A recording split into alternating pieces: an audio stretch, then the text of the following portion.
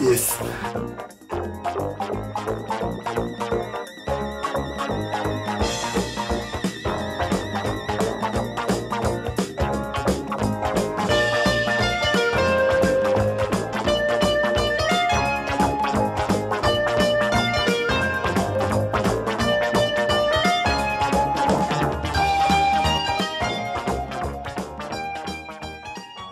Bonjour à tous et à toutes, et aujourd'hui on se retrouve pour une vidéo très spéciale, comme vous avez pu le voir au titre.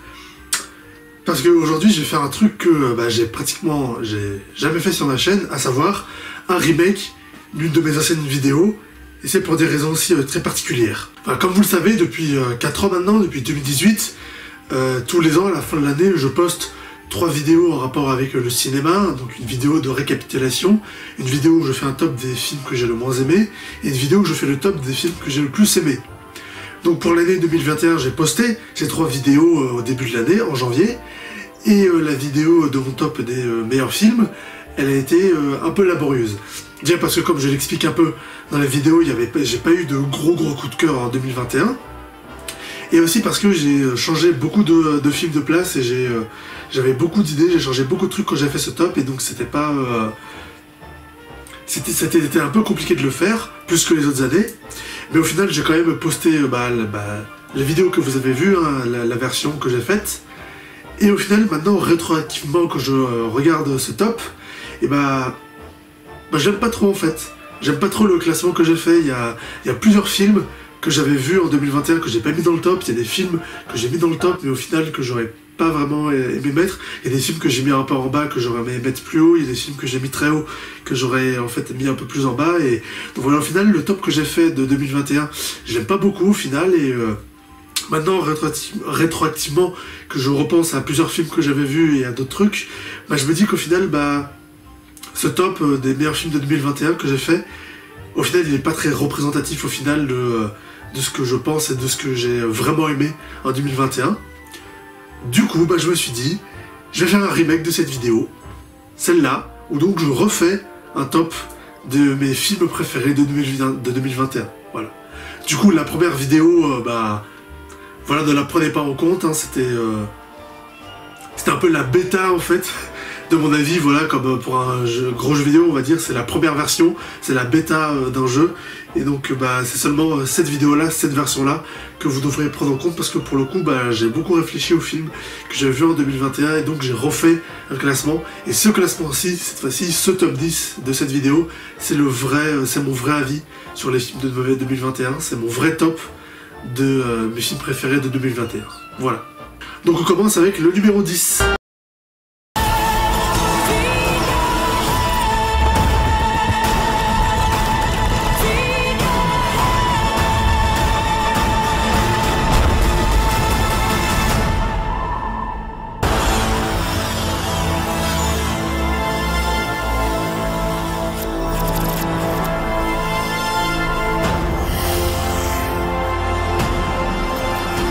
Ouais, Matrix Résurrection, il reste dans ce top, lui, et pour le coup, oui, maintenant que je revois, j'ai pas le film en DVD, mais que je revois quelques bandes annonces, que je repense aux quelques images que j'ai vues dans le film, je trouve que c'était toujours bien comme film. Même si les scènes d'action sont un peu en dessous de ce qu'on avait vu dans la trilogie, mais j'ai vu plusieurs critiques et vidéos, ça fait partie du processus, enfin de la mise en scène de Lana Wachowski, quoi, de ce qu'elle voulait faire dans le film, et au final, je trouve qu'au final ça restait toujours très bien, ça reste un bon film d'action, de science-fiction, et un bon film Matrix, et bonne suite aussi à la trilogie Matrix.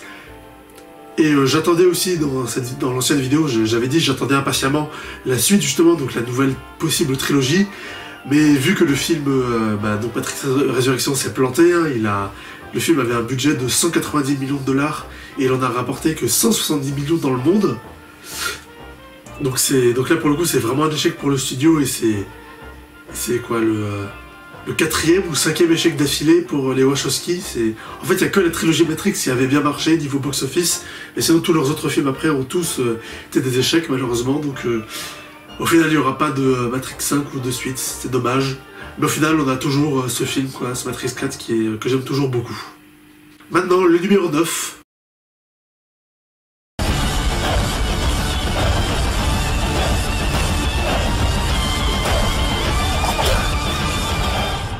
va voir ça.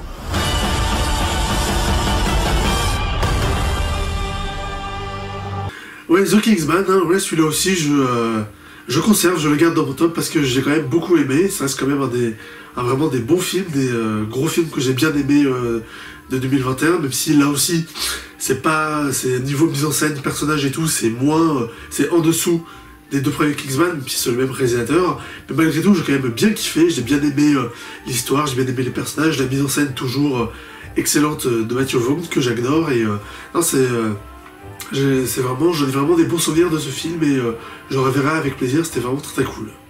Et maintenant, le numéro 8. Ils s'en sont pris à ma famille. Ils ont volé mon bracelet avec le petit chat. C'est petit comme méthode. T'as une sale gueule, papa. Tu devrais voir les autres gars.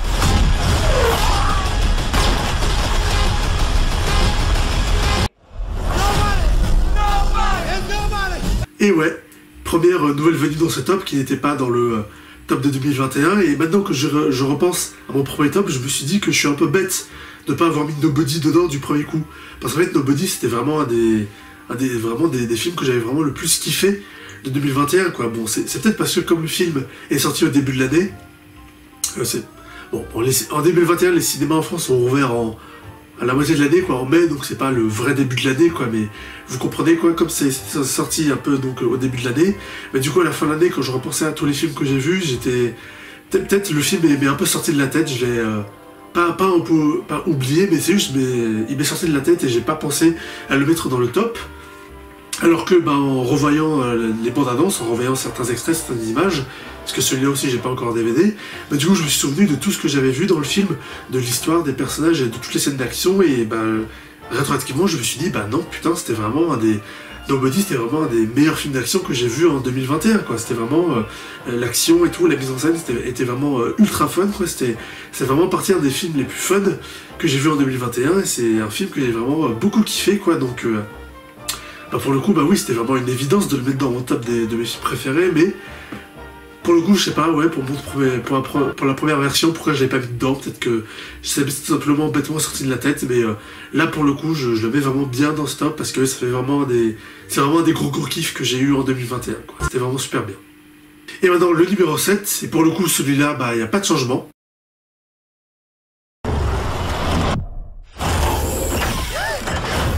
Il y a un poste d'artilleur.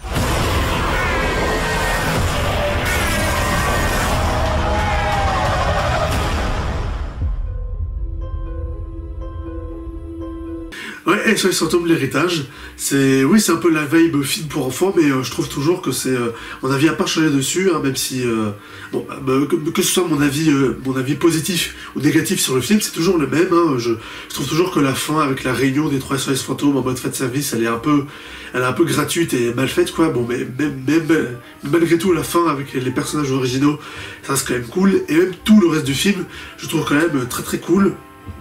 Au niveau de la narration, de la mise en scène, de l'avancée de l'histoire, je trouve toujours que c'est toujours excellent, et la mise en scène aussi, les scènes d'action sont toujours très bien, et j'aime toujours aussi autant les personnages principaux, les nouveaux personnages, quoi, surtout la fille, Phoebe. Donc non, j'aime toujours autant ce film, je trouve toujours que c'est très bien, et ça reste toujours quand même un des films que j'ai le plus aimé voir de 2021. Et maintenant, le numéro 6. I know what you did. You can't save me.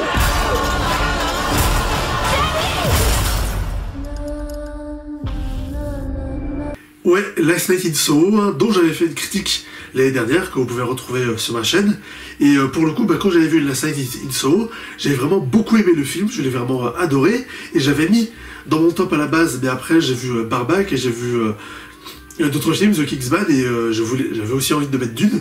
Donc au final, le film Last Night in Soho s'est retrouvé un peu poussé hors du top. Mais maintenant que j'y repense, je me dis que non, c'était vraiment un des films que j'ai vraiment le plus apprécié de cette année, quoi. Que ce soit l'histoire, la mise en scène, les révélations. Non, j'ai vraiment beaucoup aimé ce film, ce thriller psychologique vraiment haletant, quoi. Même s'il n'y a pas de gros jumpscares ou de gros éléments d'horreur, c'est juste, en fait, justement, c'est vraiment un côté thriller, quoi, où le personnage devient fou petit à petit. C'était vraiment ça que j'ai vraiment beaucoup aimé dans le film, qui était vraiment très plaisant, quoi. Toute l'histoire aussi sur la nostalgie, revivre le passé et tout. Non, c'est vraiment des films que j'ai vraiment beaucoup aimé quand je suis allé le voir, quoi, qui m'a vraiment fait un choc pour le coup, quoi. Et pour le coup, je regrette vraiment de ne pas l'avoir mis dans mon première version, parce que c'était vraiment excellent, quoi. Même la première fois que j'ai vu au cinéma, je m'étais dit, non putain, j'ai vraiment beaucoup aimé, c'était vraiment super cool, quoi. Donc c'est vrai, j'étais un peu débile de ne pas l'avoir mis dans mon top, quoi, parce que non, pour le coup, j'étais vraiment bête sur ce coup-là. Donc ouais, La 7 in Solo, vraiment un des films que j'ai vraiment le plus aimé de 2021. Ensuite, numéro 5.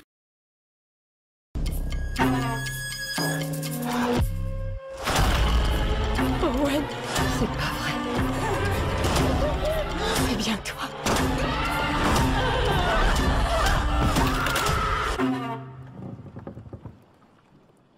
Ouais, La Proie du Nombre, toujours au-dessus, hein, toujours excellent.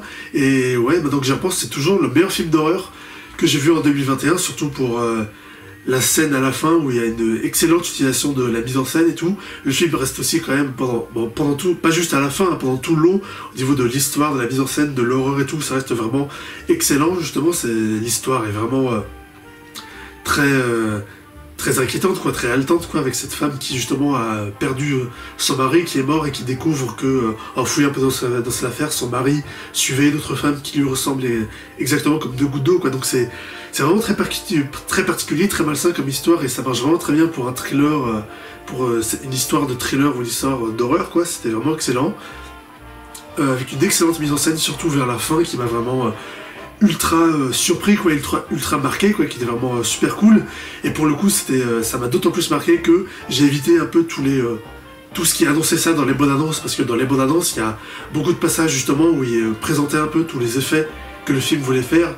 Pour le coup, moi j'ai pas vu tout ça, j'ai juste vu la bonne annonce au cinéma, où c'est la version cinéma, quoi, plus courte, où il montrait pas tout ça. Du coup, ça a un peu me garder la surprise quand j'ai vu le film, quoi, et donc ça c'était plutôt cool. Non, vraiment un excellent film d'horreur, je vous conseille de le voir, vraiment très très bon. Maintenant, le numéro 4.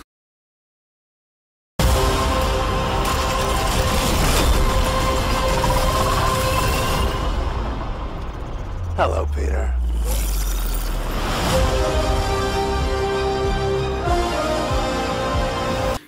Ouais, No Way Home. Ouais, je trouve toujours que c'est sur les 3 films Spider-Man du Marvel qu'on a eu, ça reste toujours le meilleur au niveau des personnages, quoi, de l'émotion, du drame, ça reste toujours très bon. Il y a toujours de très bonnes scènes d'émotion, de discussion entre les personnages qui marchent vraiment très bien. Pour moi, le drame dans ce film, ça marche, c'est vraiment excellent, ça marche très bien. La tension, les enjeux aussi, ça marche vraiment très bien. Pour le coup, même s'il y a beaucoup d'incohérences dans le film, c'est vrai, honnêtement, même malgré toutes les incohérences, je suis vraiment pris dans l'histoire, quoi, dans le drame, dans les personnages, quoi, dans l'évolution aussi du personnage de Peter, quoi, qui pour le coup dans ce film doit vraiment affronter ses responsabilités, quoi. Tout le film, dès le début, c'est vraiment les responsabilités, quoi. C'est vraiment le film Spider-Man sur les responsabilités. Non, j'ai vraiment été bien à fond dans ce film. Je trouve toujours que c'est très bon. J'ai vraiment beaucoup aimé. Voilà. Maintenant, on passe au numéro 3 et en fait, à vrai dire, à partir du numéro 3, c'est tous les mêmes que dans l'ancienne version de ce top, quoi. Même le numéro 4, quoi. Du coup, le numéro 3, vous avez d'idées. Je choisis moi.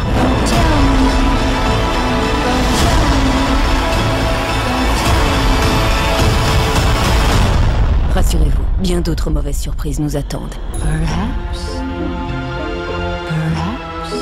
Voilà Cruella, un des remakes Disney, un des meilleurs remakes Disney que Disney ait fait depuis un moment, quoi, tout simplement. Hein, même les Maléfiques qui étaient très bons, mais Cruella, je le préfère, justement, parce que j'aime beaucoup plus le personnage de Cruella, mais j'aime bien justement les personnages comme ça au cinéma qui ont des personnalités très hautes en couleur, très atypiques et tout, comme Harley Quinn aussi, que j'aime beaucoup.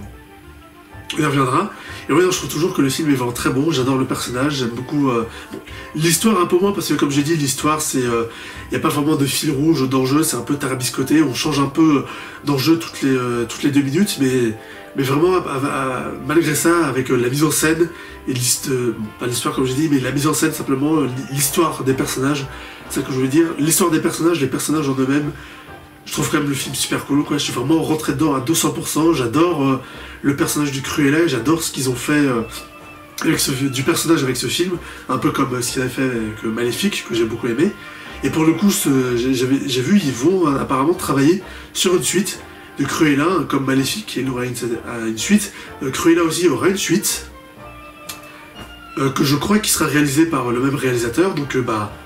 Après tout, pourquoi pas, hein, si on a une suite de la même qualité qui est aussi bon, bah...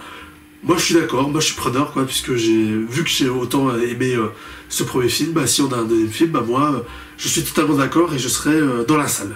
Voilà. Maintenant, numéro 2.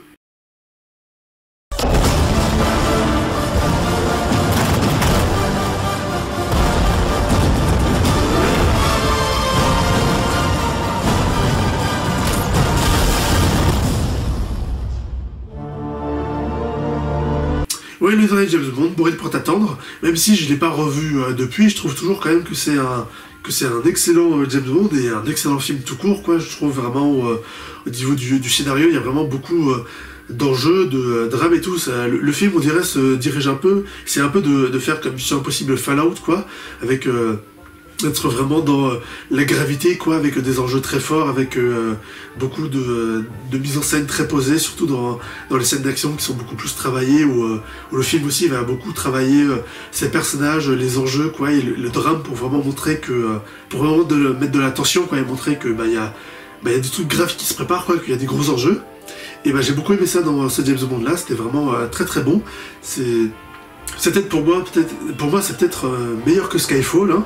C'est bon. Après j'ai vu le film qu'une seule fois, comme je l'ai dit, je l'ai pas revu depuis, mais honnêtement je trouve que j'avais beaucoup aimé Skyfall, mais celui-là aussi j'ai vraiment passé un très très bon moment de voir, un excellent moment, et ça pourrait, si je le revois, je pense que ça pourrait honnêtement être un de mes James Bond préférés, de Daniel Craig, et tout court aussi, quoi. Je pense vraiment que j'ai beaucoup plus apprécié celui-là à Skyfall, quoi, qui est considéré par de nombreux critiques et cinéphiles comme étant le meilleur James Bond de Daniel Craig et le meilleur James Bond aussi tout court. Honnêtement, pour moi, je pense que Mourir pour t'attendre l'a dépassé, quoi, complètement. Et enfin, le numéro 1, mon film préféré de 2021. Pour le coup, celui-là, ça n'a pas changé.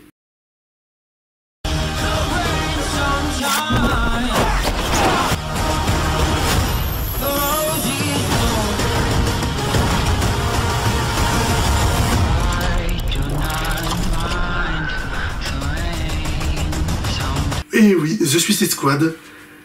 Ouais, maintenant que j'y repense, ça reste toujours le meilleur film de super-héros et le meilleur film d'action que j'ai vu en 2021 et le film le plus fun en fait de 2021. Quoi. C'est vraiment tout dans l'histoire, dans les personnages, dans la mise en scène, dans l'action, dans l'humour. C'est vraiment le film que j'ai le plus kiffé de 2021. C'est vraiment le film qui m'a fait le plus kiffer dans tous les sens du terme. J'ai vraiment adoré tout ce qu'il y a dedans, quoi. C'était vraiment super cool. Et c'est vraiment super dommage que le film ait pas marché, quoi, que le film s'est planté. Parce que le film a coûté 160 millions de dollars et on a rapporté que 167 millions, hein. Alors que le premier avait rapporté 740 millions de dollars, hein, plus que Man of Steel. Truc aberrant, quoi. Donc normalement celui-là aurait dû rapporter au moins 800 millions de dollars, quoi. Au moins plus que le premier, quoi. Donc je crois pas du tout pourquoi ça n'a pas marché. Mais du coup, vu que ça n'a pas marché, c'est aussi dommage de se dire que on n'aura probablement pas de suite, quoi, puisque avec cette version-là qu'on a de la Suicide Squad avec James Gunn comme réalisateur, ça aurait été super cool de faire d'autres films dessus de ce genre-là. Moi, j'aurais été ultra partant, quoi, puisque vraiment j'ai tout aimé dans ce film. C'était vraiment ultra cool. Je me suis pas ennuyé une seule seconde. J'ai aimé tous les aspects de ce film. C'était vraiment super cool. C'est le film qui m'a fait passer la meilleure séance de 2021.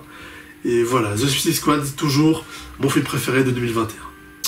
Et voilà, ce remake de mon top des meilleurs films de 2021 est à présent terminé, hein. Pour le coup, je répète, c'est vraiment celui-là que vous devez prendre en compte pour ma liste de mes films préférés de 2021, pas la première version. Merci à vous d'avoir regardé ça jusqu'au bout, n'hésitez pas à me dire ce que vous en avez pensé dans les commentaires. Partagez ma vidéo sur les réseaux sociaux et abonnez-vous pour ne pas manquer mes prochaines vidéos. Salut!